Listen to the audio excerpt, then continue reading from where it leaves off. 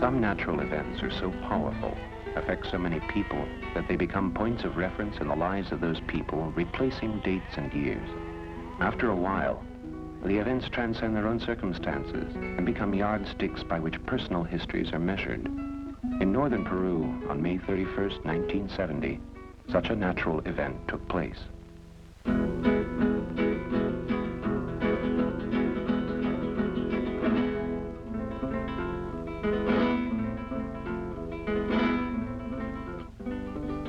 The earthquake that struck Peru lasted only 45 seconds, yet it and the events it triggered killed 66,000 people.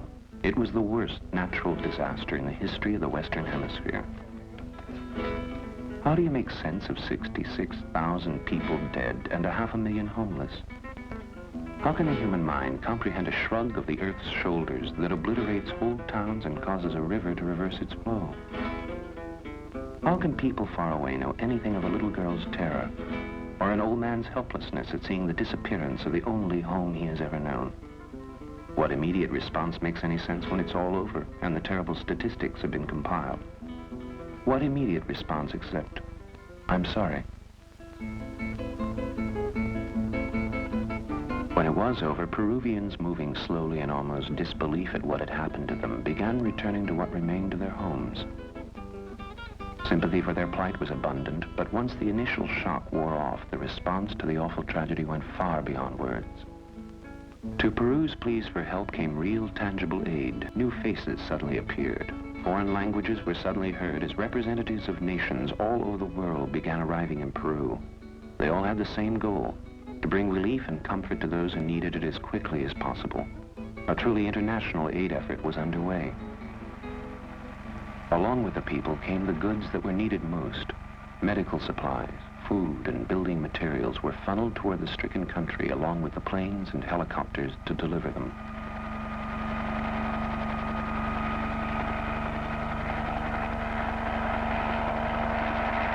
The versatile helicopters repeatedly filled their bellies with what was needed in certain places and took off to get it there. And as the choppers did their work, the children of Peru, at least, returned to an almost normal existence.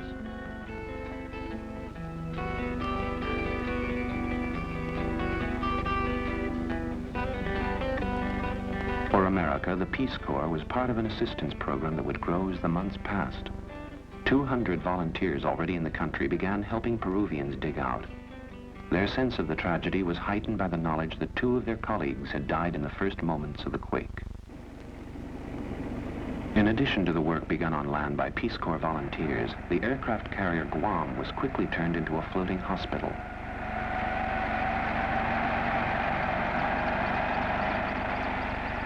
A continual flow of injured people was shuttled to the Guam to receive what was for many their first medical attention since the quake. Activity aboard the carrier was unceasing, for the injured never seemed to stop coming. And as those broken in body were flown aboard, supplies from the ship's huge holds were taken to land to aid those still there.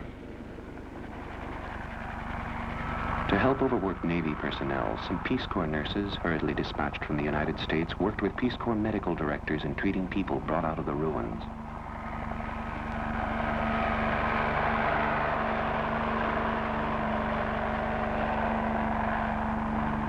Meanwhile, other nurses boarded helicopters and were taken directly to those who were too seriously hurt to be evacuated. But the efforts of the Peace Corps didn't end aboard the Guam or in the rubble of Peruvian villages. Former Latin American volunteers with critical skills were requested to go to Peru. Were you surprised at being called back? Purely, but I have critical skills, so I'm not that surprised. Well, what is your skill? Architect.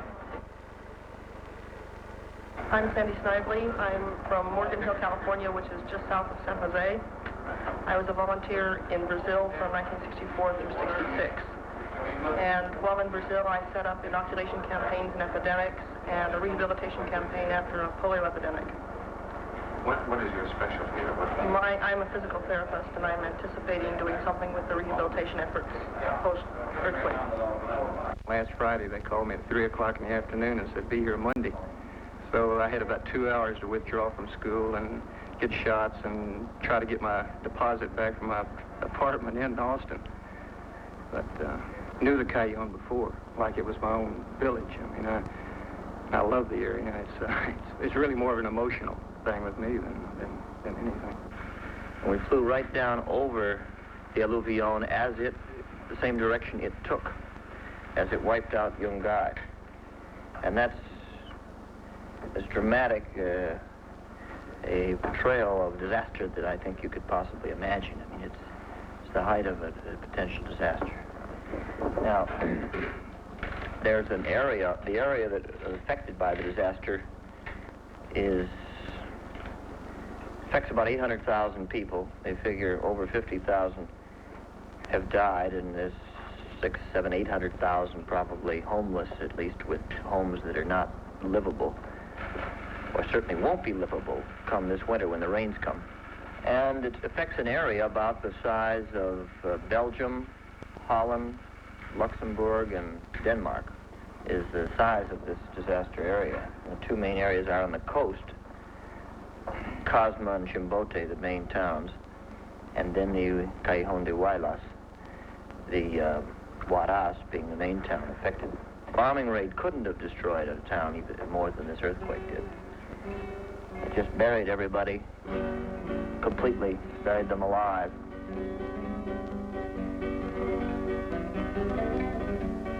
The destruction that confronted the returning volunteers as they fanned out into the countryside was staggering.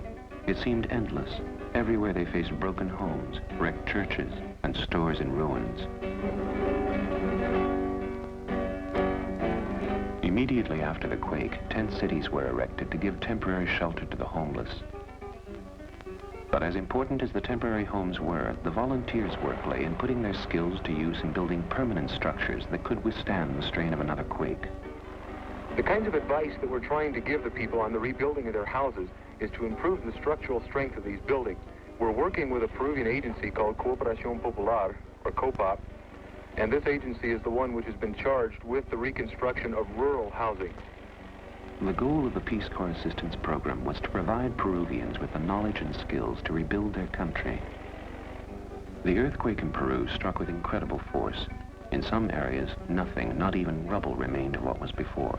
Peace Corps volunteers, architects, city planners, and engineers are spending their 2 years' service helping that country to rebuild.